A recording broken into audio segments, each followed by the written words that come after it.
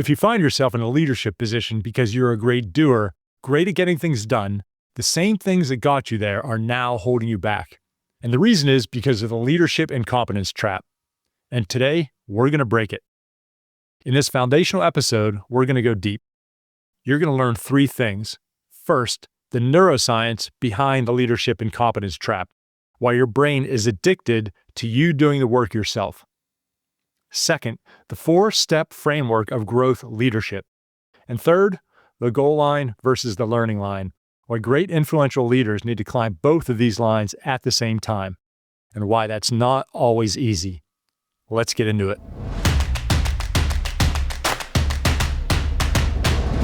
Everything I teach on this show, I had to learn the hard way. I founded my first software company at 35. We had massive success right off the bat. I even made the front page of the newspaper. From the outside, I was living the dream. But inside, I was drowning. It was a mess. Look, I'm a smart guy. I understand business. I was working my butt off, but I didn't understand people, and I definitely didn't understand myself. There was such massive pressure on me, and I wasn't mentally or emotionally ready to handle that pressure. I was winging it. I had no idea what I was doing. I woke up every day just trying to get to the end of the day without everything falling apart. My biggest fear was that I'd be found out, that everyone would realize I had no clue what I was doing, and I'd be outed as a massive fraud. Then, on April 1st, 2008, my life changed. And this is no April Fool's joke. My business partner and I got into a disagreement that turned violent. He actually assaulted me. That turned into a nasty lawsuit. At the same time, I was going through divorce and battling substance abuse. I was finally successful, yet I hated my life.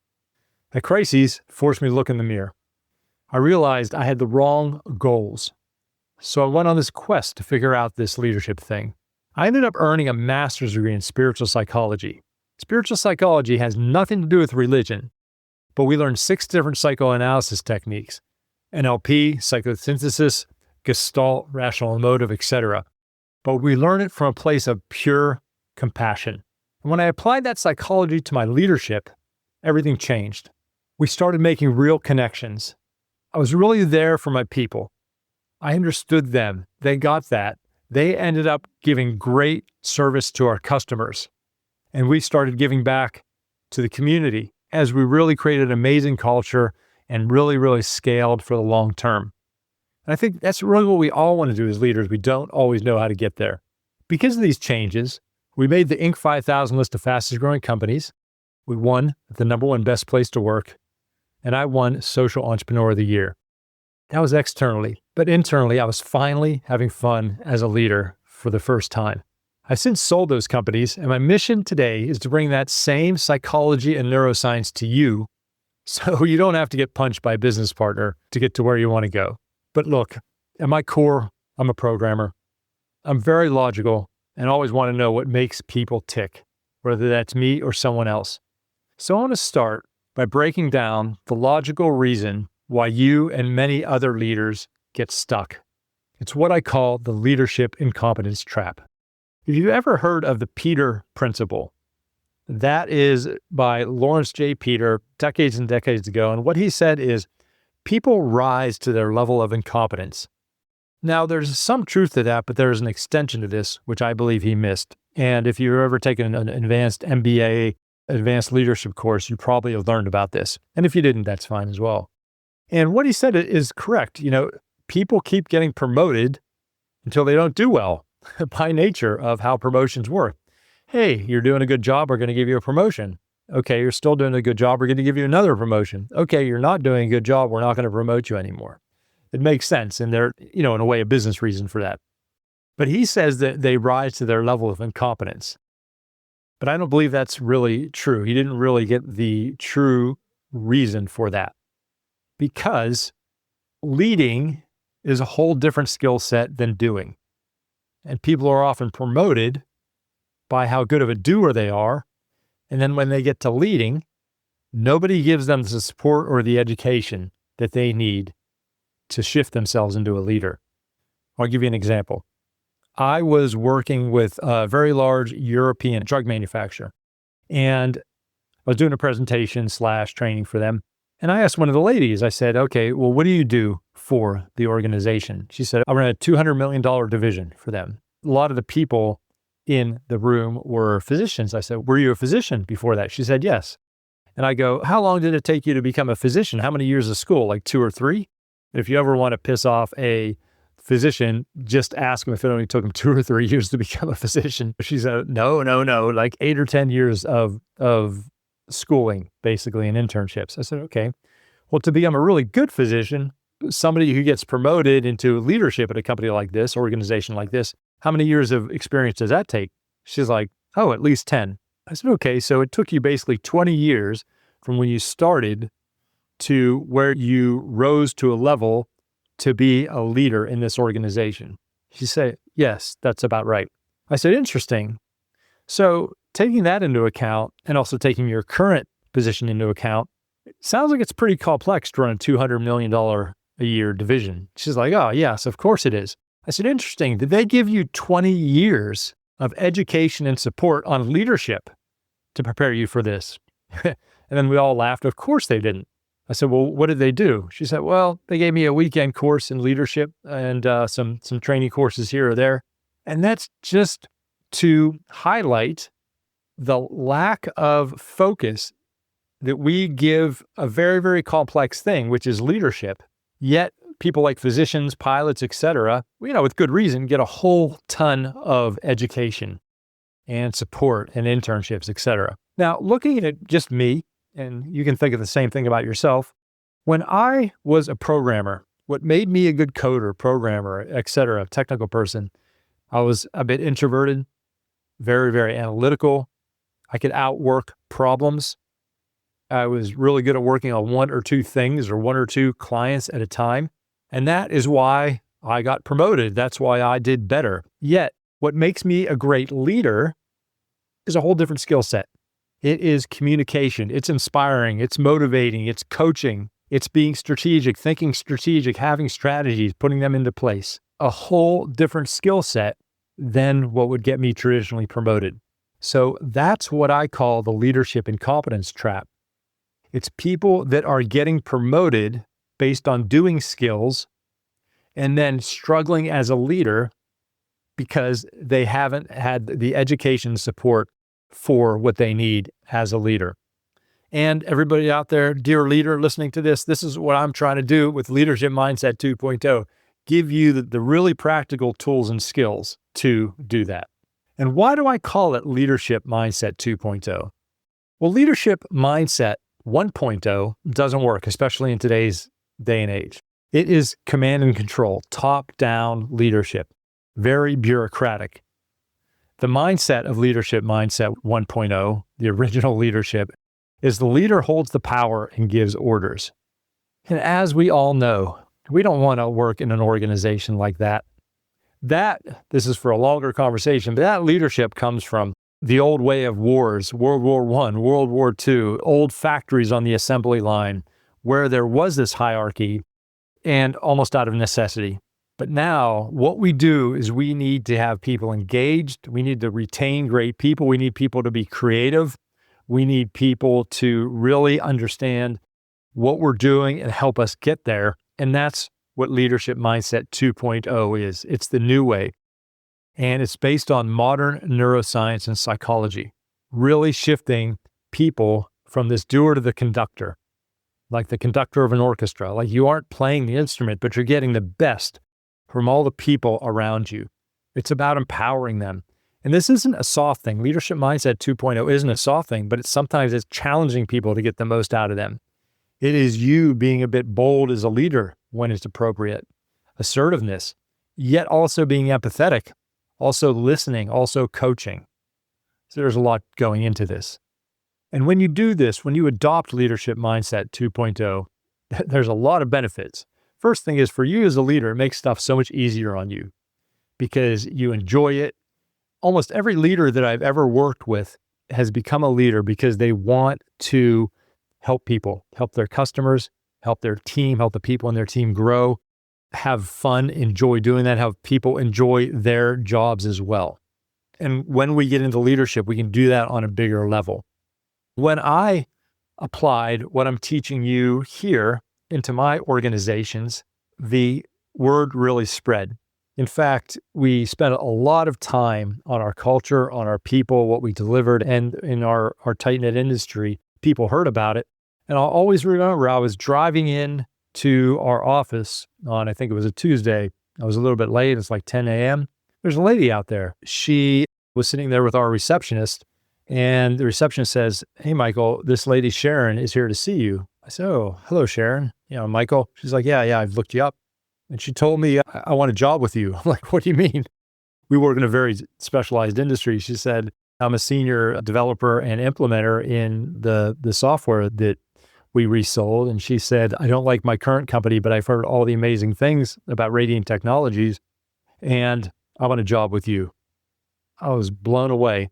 So we went in the office, we talked, and I ended up offering her our CTO position. So our reputation and our culture was so strong that it attracted the right people into our organization. And so that's a question to you, dear leader. Is that the type of culture that you have? Is that the type of reputation that your team has? It's okay if it's not, because we can get you there. And I mentioned this before about growth leadership. The leadership that I teach, I call growth leadership, because it's the best thing that encapsulates and incorporates what I do and what I teach. There's two different directions. If you think of a graph, on the horizontal line, on the left-right line, there is what you call the goal line. And this is material success. So, for example, the more money you make, the nicer car you have, the more you go to the right of the goal line. And then you have the learning line, which is up and down. So the more emotional intelligence you have, the more compassion you have, the more internal growth you have, the more you move up on the learning line. And look, in life, it's not that hard to move on one line or the other. If you really want to in life, you can make money. And you could make money also being a jerk and screwing over other people. Yeah, maybe not for long term, but you can do that. And then just the same, if you can move only up on the learning line, I make a joke that we all know that yoga teacher who she's really sweet and really compassionate and everything else, but she's always struggling to make rent from one month to the other. And then when I met my wife, she was a yoga teacher. She's like, you can't use that story anymore. So don't tell her I told you that, but you know what I mean. Where we really need to focus on is moving on both lines at the same time, because then it's hard. So what I'm here to do to support you in is becoming more powerful, making more money, getting promoted, scaling your team, scaling your business. Because when you do that, you're more challenged on the learning line. When you move to the right on the goal line, when you become more powerful, when you become more influential, you're challenged more on the learning line. So we have to move on both at the same time. And that's where true influence comes from. And that's where you can really create a lasting legacy. People ask me in my growth, because I was a very, very poor leader and I became, honestly, a very, very good leader. And it's interesting. When I say I'm a very, very good leader, it doesn't mean I'm a perfect leader. I still struggle. I still make mistakes. I just have more of an awareness. It's so interesting because even I sometimes get a little bit of resistance about calling myself a good leader or a great leader. But it's also okay to own that and to say, look, I still make mistakes. And one thing I'm going to do with you on this podcast is I always want to talk about places that I wasn't perfect, because we really have to understand that as leaders, we take on so much responsibility in everything that we really need to give ourselves a break and stop holding ourselves to perfectionistic standards. So I want you to be an amazing leader that also fails sometimes and is okay with that. That's really where we want to get you. So people ask me, what was my biggest shift through this spiritual psychology degree that really made a change in my leadership? And it's because I got to know, like, and trust myself. Before then, I didn't really know who I was. And the issue is I was so insecure and I was so desperate to be liked and respected, I would end up trying to be that person that you would like or that another person would respect. And there's two problems with that. One is it's exhausting. And the second is it's not authentic. People weren't drawn to me because I was lacking that authenticity.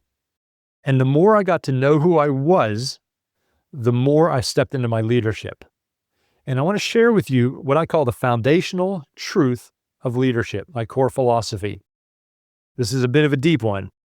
Your leadership is an extension of the relationship with yourself. This is taken from projections in psychology. But once again, I'm going to say your leadership is an extension of the relationship with yourself.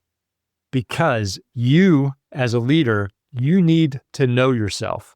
And not just know yourself, but you need to like yourself and trust yourself. And this is a journey. Because the more you can know yourself, the more you can know what your strengths are, where you're not great at, the more you can like who you are and accept who you are, your flaws and all. And the more you can trust yourself. Because as leaders, to trust ourselves and put ourselves in positions where we don't have all the answers. And that's an effect of trust.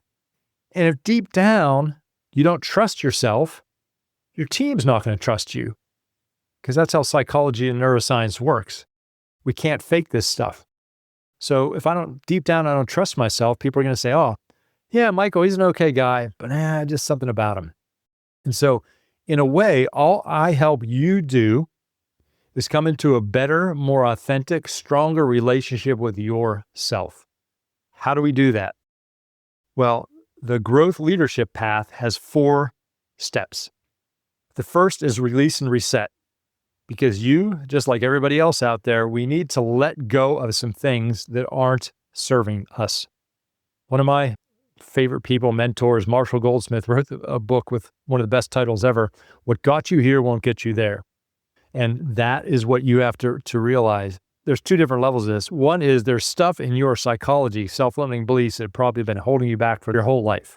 Whether this is a shyness, whether you get angry easily, whether you doubt yourself, and we can trace that back to potentially your parents, and how you're raised, etc. The second category is things that you've learned to do that have moved you ahead that are holding you back now as a leader. Like taking ownership of everything, like getting into the details, getting into the weeds. And they're both hard to do because both of these are subconscious type things, but we need to work on this release and reset. Once we get rid of that crap, that's the technical term, crap, that's holding you back, then we can rewire and reprogramming. And so these are changing neural pathways and teaching you the right way to think. When I say the right way, more healthy ways to think, stronger ways to think, powerful things. This is about having confidence in yourself, having a tool set, really, that you can go to. So after we release and reset, we rewire and reprogram, then we learn really specific things on how to lead others, team leadership.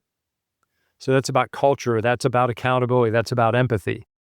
And then, I was going to say my favorite, but I like all these, is strategy and influence. Because this is one thing I almost never see taught. It's how do you become a strategic, influential leader? And this isn't about just having a strategy. This is about, as a leader, every decision you should make should have a strategic bent to it. So how do you do that? So release and reset, get rid of the crap, rewire and reprogram, give yourself the mental, emotional tools that you need to be confident, to be powerful, to be your best self. How do you lead others? And then how do you become strategic and influential? That's all we got to do, leaders. Simple, isn't it? Okay, so what I want you to do right now is I want you to identify one thing that has made you successful in the past that you're still doing. Maybe there's something on your task list that you've done for the last couple of years and you haven't let go of yet. Maybe you fall in the doer trap because maybe you used to be a salesperson, you're still doing sales because you like that rush of closing the deal. And just think of one thing that you're doing now that you need to let go of that's going to make you a more powerful, more strategic, more effective leader. And that's all you need to do. All you need to do is work on one thing.